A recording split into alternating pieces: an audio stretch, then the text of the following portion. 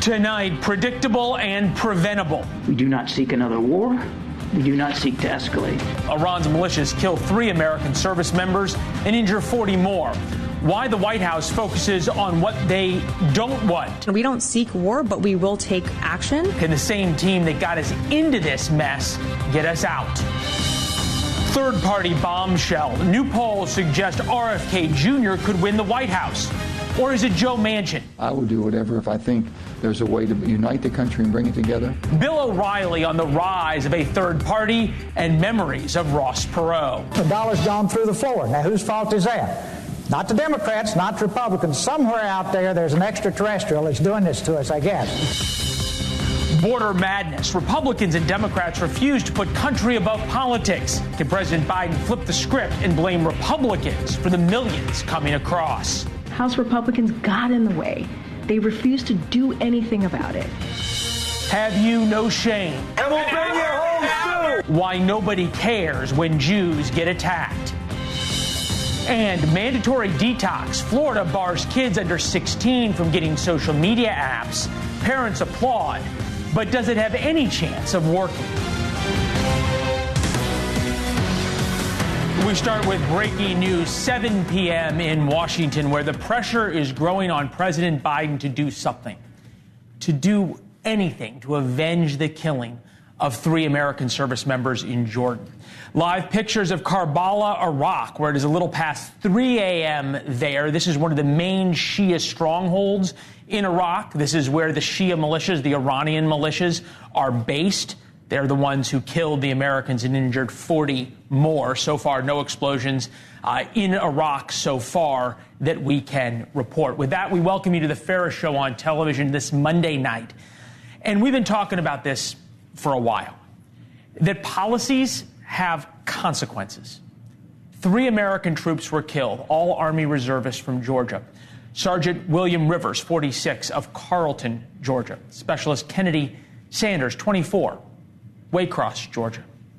Specialist Brianna Moffett, 23, of Savannah. Their deaths are not only tragic, they are made more tragic because they were entirely preventable. Their deaths and the injuries of those 40 other American service members were not a failure of President Biden's policy in the Middle East, but they were a direct result of the policy. The policy of giving Iran billions of dollars, treating Iran as though it could be brought into the international community, and the failure to adequately respond to restore deterrence after 158 separate attacks on U.S. service members in the past few months. It's worth putting this up just so you can see. We're going to go ahead and look here on the big map. Think about this for a second. All of these attacks, 158 attacks by Iranian militias, and there was not any deterrence given to Iran. And now 3 Americans are dead. This was entirely preventable. And sadly, we must predict that it will happen again unless deterrence is returned. The same foreign policy team that got us here, Anthony Blinken, Secretary of State, Lloyd Austin, the Defense Secretary, Jake Sullivan, the National Security Advisor, they're the ones who are going to lead the response here. And they are driven by a view of the Middle East as they want it to be, not as it is. Weakness in the Middle East is provocative. I know that. I lived there for 4 years. And it's very important what we heard today. Rather than saying that protecting American troops is the #1 and only priority of this administration, of this president, what we heard from the administration over and over again is their first priority is not escalating into a regional war. Not escalating, not escalating, not escalating. Here is John Kirby and the Pentagon's deputy press spokesperson. To escalate. We don't seek a war with Iran. Not looking to escalate. We don't seek to widen this conflict. They're not looking to escalate. We certainly don't seek a war. So again, we don't seek war. The problem for the administration is that their policy only emboldens Iran. Remember all of these attacks. We heard they don't want to escalate now for 4 months. The Iranians continue to escalate and embarrass the United States. If Team Biden desires to restore deterrence, they will now have to use far greater force than if they had established deterrence after the first 158 attacks. And obviously, there's more attacks down farther south of here by the Houthis in Yemen. Here's a question for you. Will the president come meet the families of the fallen and welcome the caskets home at Dover? Doesn't seem likely. Just so we understand where they were at a logistics support base known as Tower 22. This is in the Jordanian desert. You can see here, there's Jordan, Israel over here. This is Iraq, that's Syria, this is Saudi Arabia. Tower 22 is in a critical corner, northeast part of Jordan. It was a logistics base. You can see the helicopter areas. You can see possibly a landing field for drones, more helicopter pads. An enormous facility of enormous importance because it can see into Iraq and see into Syria. 350 personnel, both the Army and Navy. It's unclear what kind of weapons they have there and how much this was to support U.S. troops inside Iraq and inside Syria. U.S. officials say the attack was a success because the defense system that's supposed to keep this base safe from drones, and the drone hit one of the barracks, mistook the militia's drone, the Iranian drone, for a U.S. drone. After 158 times, the Iranians got better at this. Eventually, as we said, they were going to get lucky. We are going to bring in now former Supreme Allied Commander of U.S. forces and NATO forces in Europe, General Philip Breedlove. General, it is good to see you. Thank you. I wrote this down because I thought I want to get the military perspective first rather than the political one. Jake Sullivan, National Security Advisor, a couple of weeks ago warned, and I'm quoting now, of severe consequences if Iran killed Americans. Take the U.S. out of this. You're briefing the president and giving his team options. What does the Iranian regime view right now? What would they view as severe consequences? Well, first of all, thanks for having me back on your show. And Iran right now fully believes that we are going to strike back at their proxies. And I think they are hopeful and worried that maybe this was the time that tripped over the edge and would require a strike back at them. This is the calculus in their head right now. What they've seen in Ukraine and what they've seen in this conflict so far is what you played earlier, that we're not seeking to make this conflict bigger, and so we limit our reactions in a way to not do that. I think that we need to flip this whole calculus. We are reacting. Sometimes we use the word retaliating. We need to get off of that line of logic, and we need to get back on the offensive here, and we need to establish deterrence again through action. General, one of the reasons I wanted to have you on is you've worked with this team before. You worked with Blinken and Sullivan when they were there in the Obama administration. You were the Supreme Allied Commander in Europe. I understand this idea of wanting to have a deal with the Iranians and not have to go force on force with them. You look at where the U.S. forces are in the Middle East. Here's Iran, obviously. There's enormous places that Iran can hit America. But at some point, you got to see people as they are, not as you want them to be. And I'm wondering, from your dealings with Blinken and Sullivan, where this sort of religious fervor comes from that Iran can be dealt with, and if only, to your point, we don't retaliate so much, we hold our fire, then Iran will somehow behave. Well, first we have to remember here, and I don't think there's any confusion. Even the president pointed it out the other day. All roads start in Iran and all roads go back to Iran. And so if we're going to change the dynamic, if we're going to retake the initiative, if we're going to establish deterrence again, we're going to have to deal with something that Iran holds dear. And so the calculus there is not good for those who seek, and as you pointed out, their number one desire is not to broaden this conflict. That's how we got behind and started shooting behind the target in Ukraine. We told Russia that we didn't want a wider conflict and we didn't want nukes. We told them both of those before the war started, and so they played it back to us. And now I believe Iran, North Korea, and China have been watching. And we are in need of reestablishing leadership, reestablishing deterrence, and retaking the initiative in this effort. For whatever his faults were, Donald Trump seemed to have instilled deterrence around the world. Some might say just because people were so worried about what he would do because he just was that crazy. I think about Iran's where the roads lead from, Lebanon, Hezbollah, Gaza, obviously the Houthis down in Yemen, Kataib Hezbollah, which is in Iraq, which is most likely the ones responsible for this attack, all come back to the Islamic Revolutionary Guard. It was this guy's predecessor, Qasem Soleimani, that President Trump killed. Is that the kind of retaliatory strike against Iran that would set the Iranians back and would suddenly make them realize that the calculus in Washington has changed?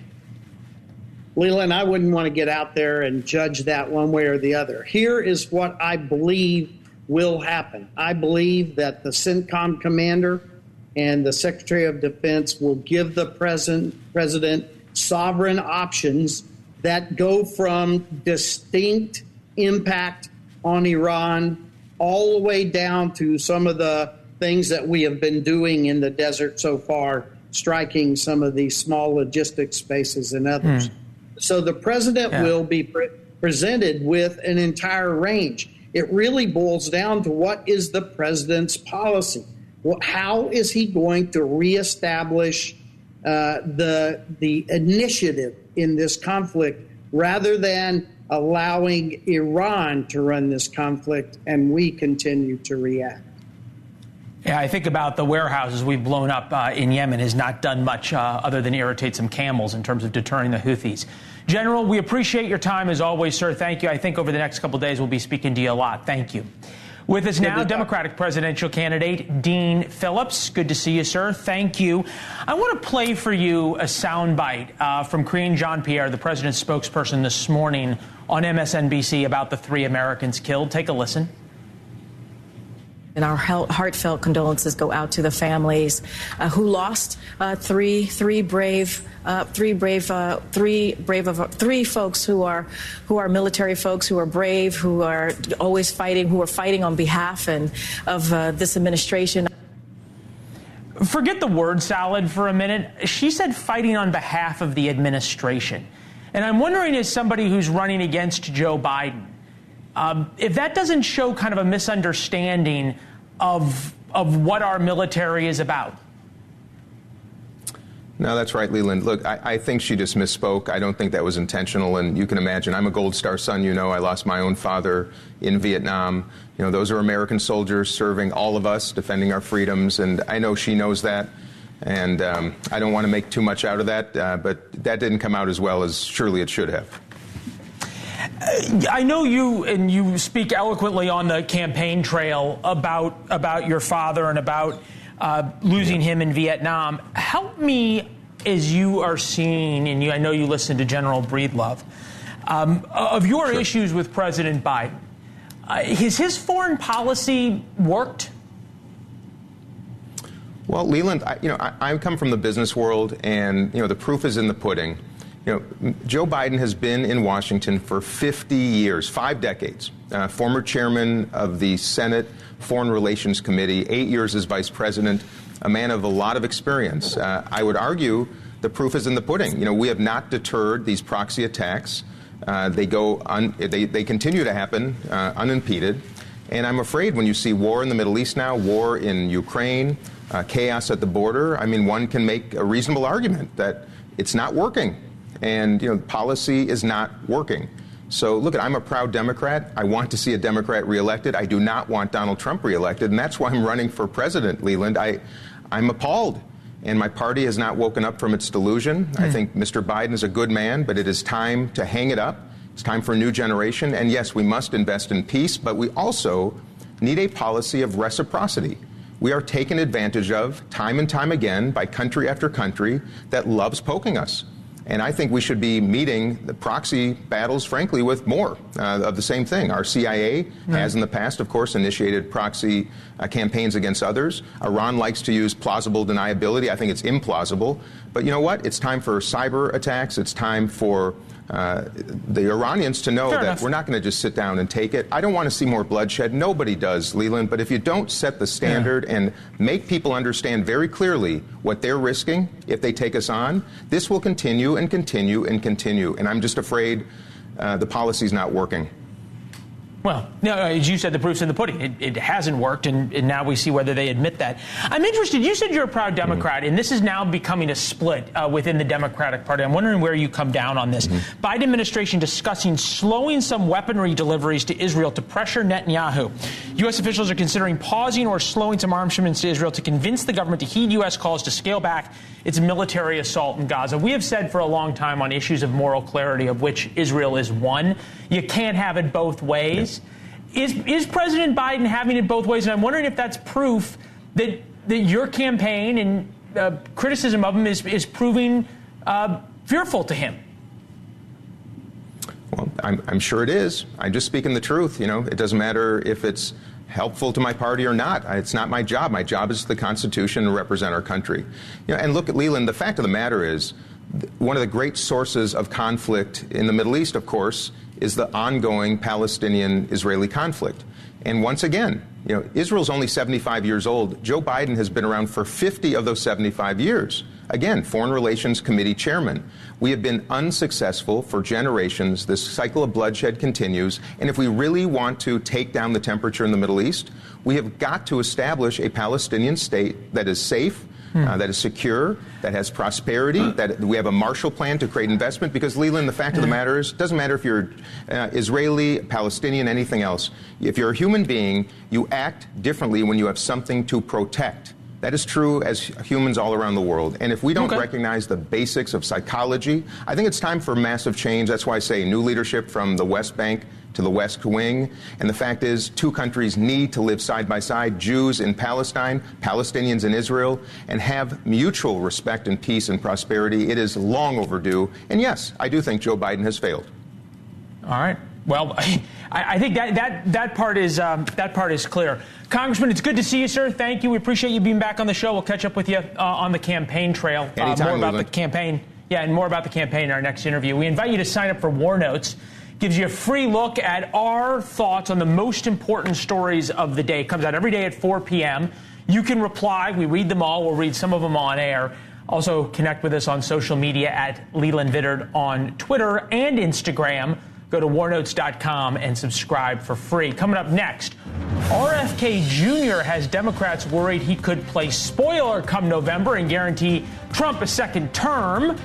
Bill O'Reilly joins us. He remembers a fella named H. Ross Perot. Is RFK the H. Ross Perot of 2024? Bill O'Reilly joining us next on that. And Mr. Irrelevant no more. Brock Purdy gets the last laugh on the field and also teaches us a little bit about how to lead our lives. What we can learn from Mr. Irrelevant when we come back. Asked you that today, what would your response be? I would not take that job. I'm flattered that President Trump would offer it to me, but it's not something that I'm interested in. It's Robert F. Kennedy Jr. with NewsNation's Rich McHugh saying he won't be Donald Trump's vice president should Trump ask him. There was reporting earlier that was discussed between the two camps. He followed that up by saying he's considering a run as a libertarian candidate. That would give him access to the ballot in all 50 states. Ross Perot played spoiler, you might remember, in 1992. He finished with just under 19% of the vote in a hypothetical three-way race with Trump, Biden, and RFK. RFK is now at 18%, and that's before a lot of the electorate even knows who he is. Much of the media won't give RFK a platform or take him seriously. We, of course, held a town hall with him, among a lot of other coverage. He's always welcome on the show. Several outlets are already reminding folks of Perot's legacy. From Vox, the weird true story of the most successful third-party presidential candidate in the past century.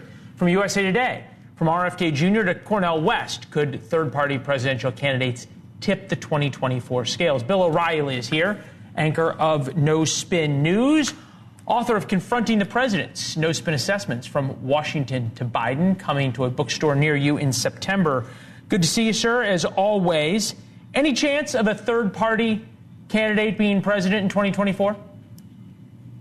No. That may be the shortest answer you've ever given on the program. All right. Any chance that RFK plays a major role in the 2024 election like Perot did in 92? Perot made it impossible for Bush the elder to win because what was in play there was an establishment politician, George H.W. Bush, against a young, up-and-coming person that nobody knew much about, Bill Clinton. And Perot basically injected himself in a very bizarre way. You remember he was Larry King's best friend. Hello, Ross Perot's on tonight for the 85th time in a row. And Perot didn't campaign. He just went on CNN. And he had so much money, he got on in all the states. As you said, he got 19% of the popular vote, no electoral votes. But it was enough to throw Bush off his game. Bush was perceived by the American public at that point as a guy who raised taxes when he said he wouldn't. The economy was shaky.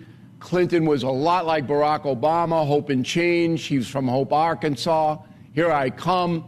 And most people took a gamble on Clinton, and that's why he won.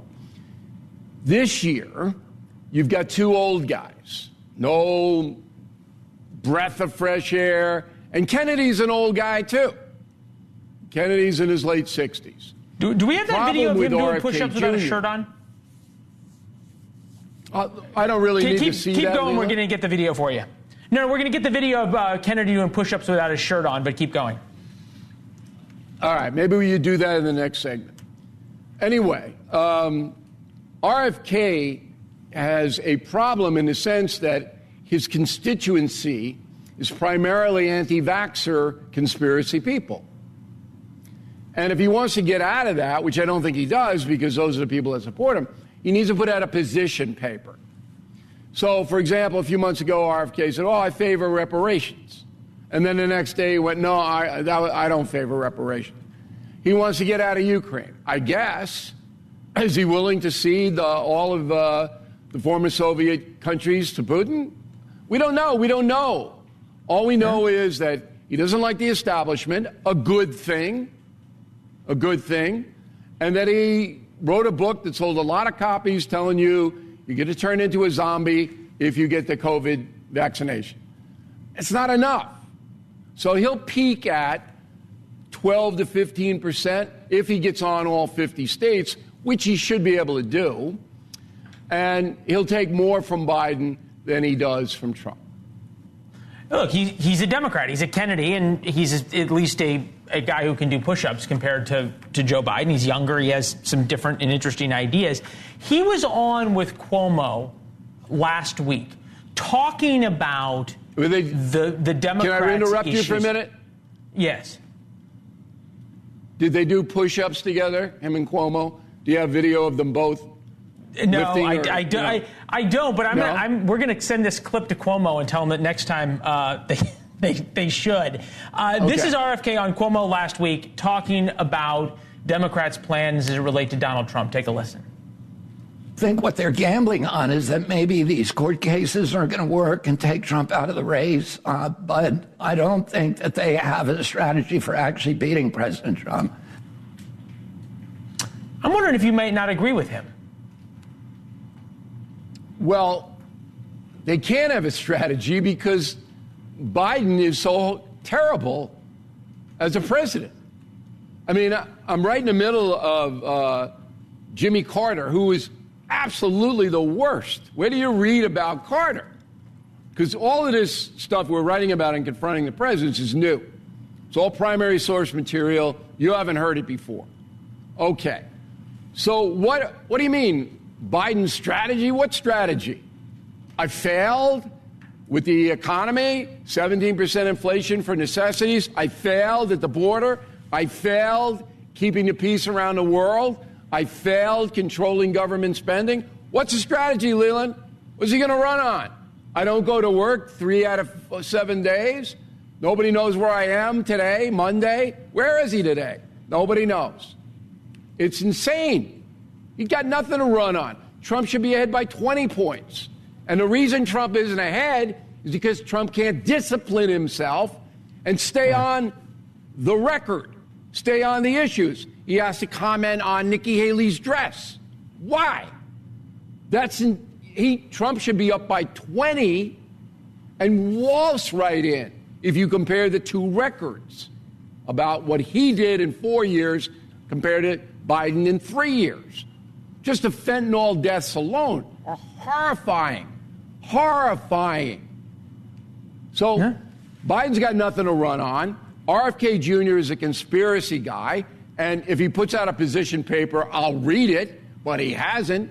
And Trump is making fun of Nikki Haley's attire. What a place for the country to be. Well, that may be the thing that everybody agrees on in terms of what place for the country to be. Look, if you get Cuomo to do push-ups, let me know, all right? Oh, he does push-ups every hour on the hour, Cuomo. That's what he does. Yeah. All right. We'll see you soon, sir. Thank you. We take pride, of course. We start every night off by saying that this is the fairest show on television, and that's because fairness is an American value. At the same time, there's nothing worse than when people whine that life isn't fair. What's amazing is hearing someone grateful. What's amazing about it is that it never happens. People just want to complain all the time. They always want to be the victim. That's sort of our lives right now, is people playing victims. But what happens when someone doesn't complain about unfairness? Consider this year's Super Bowl Brock Purdy. He's the quarterback for the 49ers. He gets paid $935,000 a year. It's a lot of money, no question about that. But he faces an opponent who makes $56 million a year. That's Patrick Mahomes of the Kansas City Chiefs. So Mahomes makes almost as much in one game before halftime as Purdy makes all year. Now, Purdy's salary is 20 times the average American's, but that's a different issue. It'd be so easy for Purdy to complain. It'd be easy to complain, almost like how a singer would complain about being on television too much. But we'll get to that part later. Purdy doesn't complain. In fact, all he talks about is how grateful he is. Last night we learned why. He learned it from his mother. And then the Mr. Irrelevant has been an awesome blessing in our life. His goal was to play football, and now he's going to the Super Bowl. You can't help but love the guy. Mr. Irrelevant is a reference to Purdy's draft pick, the very last man picked in the NFL draft. Well, he should be relevant to all of us. Finally, an athlete who gets it. Not because of his football skills, but because of how he views life. Somebody who's grateful for being paid way more than any of us to play a game. He doesn't think he's doing us a favor. It's awesome. It's refreshing. Of course, the other storyline from the Super Bowl is going to be Taylor Swift. She makes more per day than Purdy makes in a year. She's dating one of the Kansas City Chiefs players and thus highly relevant to the telecast of every game. Like yesterday when she saw herself on the CBS broadcast from her suite, she looked up at the TV, saw herself, and mouthed at the TV, "Go away, please," almost as if she's talking to the director of the show. She's annoyed by the attention of her adoring fans. The nice thing about the attention that we're all getting and seeing about Brock Purdy and Taylor Swift is that when you really see somebody under the spotlight, as we are now seeing both of these people, you get to finally see who they really are. Brock Purdy, young kid just happy to play the game, grateful to play the game. Or the famous singer who's now annoyed and upset that she's famous. What's amazing is hearing someone grateful rather than complain about that perceived unfairness, which says a lot about them. As we showed you, it says a lot about their parents. When we come back, Democrats now want to blame Trump and Republicans for the crisis on our southern border. Can they pull off the political Houdini Act of 2024? The leader of our party, there is zero chance I will support this horrible open borders betrayal of America. It's not going to happen. I noticed that, and I'll fight it all the way. All right, President Trump on Saturday talking about a new border deal between Senate Republicans and Democrats. House Speaker Mike Johnson has tweeted, any border shutdown authority that allows even one illegal crossing is a non-starter. Thousands each day is outrageous. The number must be zero. If the border stays open and there is no deal, as you could hear, President Trump plans to use it as a compelling campaign issue. President Biden thinks he can flip the script. If Republicans won't deal, President Biden and Democrats will say the open border is Republicans' fault. Congresswoman Yvette Clarke here, member of the House Committee on Homeland Security, Democrat of New York. We appreciate it, ma'am. Thank you. This from the president. President Biden willing to shut down the U.S.-Mexico border, quote, right now. This is a statement from the White House. If lawmakers can send him an immigration bill to sign, deal would give him the emergency authority to close the border, bless you, until the government can get it back under control. Are you okay, ma'am, or should we come back? We're gonna take it. Are you okay? Tell you what, get a glass of water. We're going to come back to you. I hear you coughing today. It happens to all of us. No worries there. We'll talk a little bit about the border when we come back. Plus, pro-Palestinian protesters attacked mourners outside a memorial service in New York. Why nothing changed after the October 7th attacks.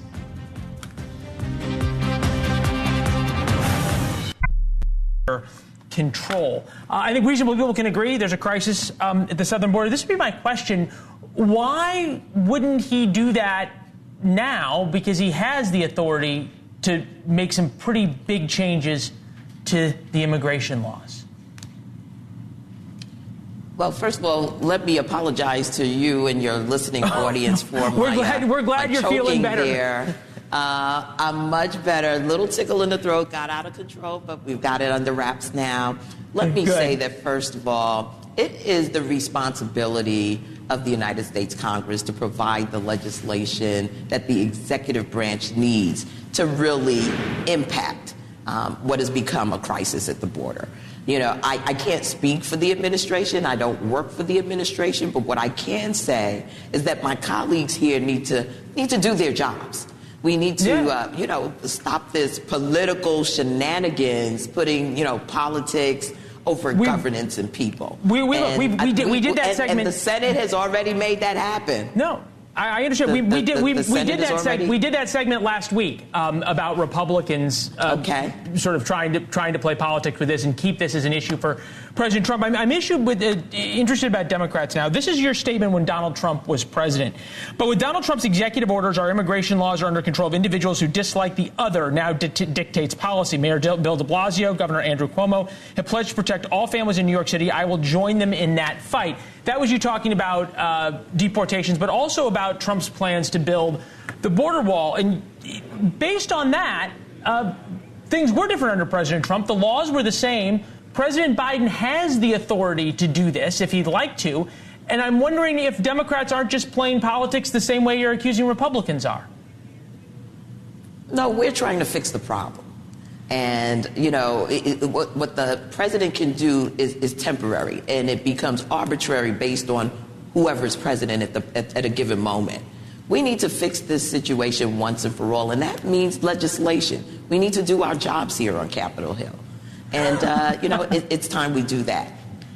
All right. Fair enough. Thank you. I apologize for keeping it short here. We'll have you back when we have more time, and we'll have a cup of coffee or at least some water for you then as well, ma'am. Thank you.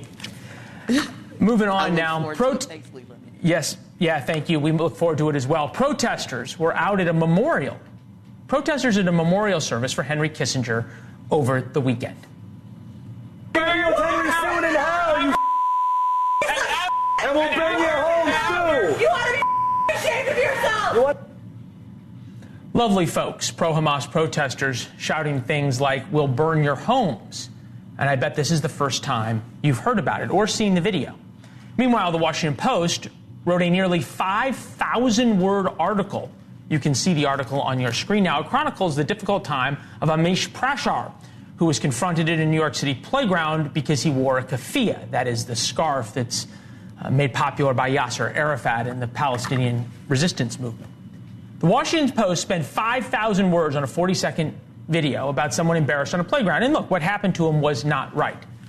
Yet when it comes to Jews, which is on the far right side of your video, well, then it's a both sides political issue. Batya Ungar-Sargon here, opinion editor at Newsweek. You know, Batya, I was hopeful. You and I talked starting October 7th on about this issue. I was hopeful that it would change. It seems to have only gotten worse. Why is that?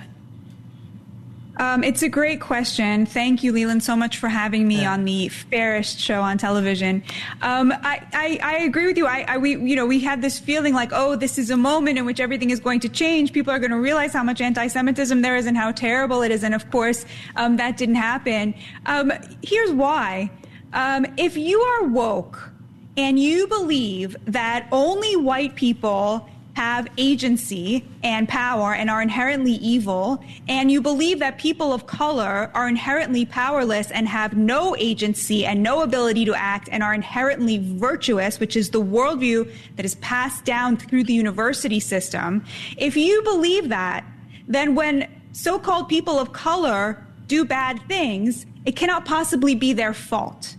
Because they have no agency, because they have darker skin and they are the oppressed, right? And the oppressed have no responsibilities and no agency. So what happens when there is evidence of mass rape and mass murder and children being dismembered alive in front of their children? What do the wokes do? They have to retrofit a crime to the victims, right? It has to be the victims' fault because they are the only ones who have agency because they have lighter skin. That is the sick worldview that is inherited through the university system and is now viral on TikTok. And so when you see things like this, that's what's going through their minds. Batya, I hate to cut you off, but I want to get to this. Young Americans' education on the whole Holocaust or uneducation. 63% unaware 6 million Jews killed in the Holocaust. 23% said the Holocaust was a myth. 12% they had definitely not heard of it. 11% said Jews had caused the Holocaust. The 23% and the 63% is what I'm most interested in. And I'll give you the last 30 seconds. Do you think that is conscious by the American education system to whitewash the Holocaust? It's a really great question. You know, before all of this, I would have said no. But now there's so much evidence that these teachers are, so on the side of the Palestinians and Hamas because they have these educations, because they go through that system. The education department is so deeply embedded in the woke worldview. And so now I think it could very well be. All right. We got to run. Thank you. Well said. Thanks, Leland. We'll talk soon. Coming up next, Florida lawmakers want to ban social media apps from teens' phones. The Florida House Speaker explains how that's even possible. Yeah, when we come back.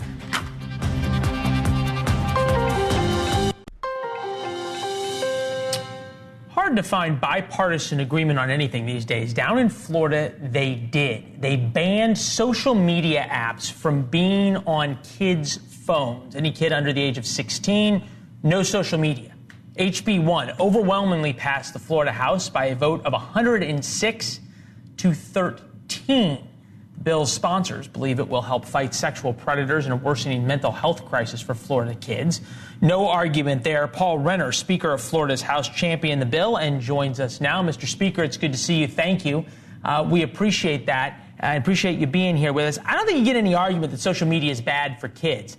My question is it the place of the state legislature to mandate it, number one, but number two, my mother can't figure out how to use her phone, much less how to police what would be on a kid's phone.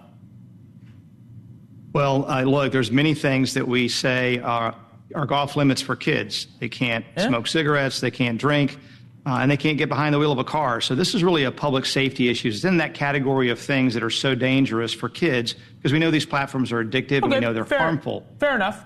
Fair enough. How does it work to regulate interstate commerce and essentially what would be typically something in purview of the federal government of that which is done from interstate communications on kids in Florida's cell phones? Well, we can regulate this. The federal government should. And so we simply say if you're under 16, someone has to age verify you through a commercially reasonable means.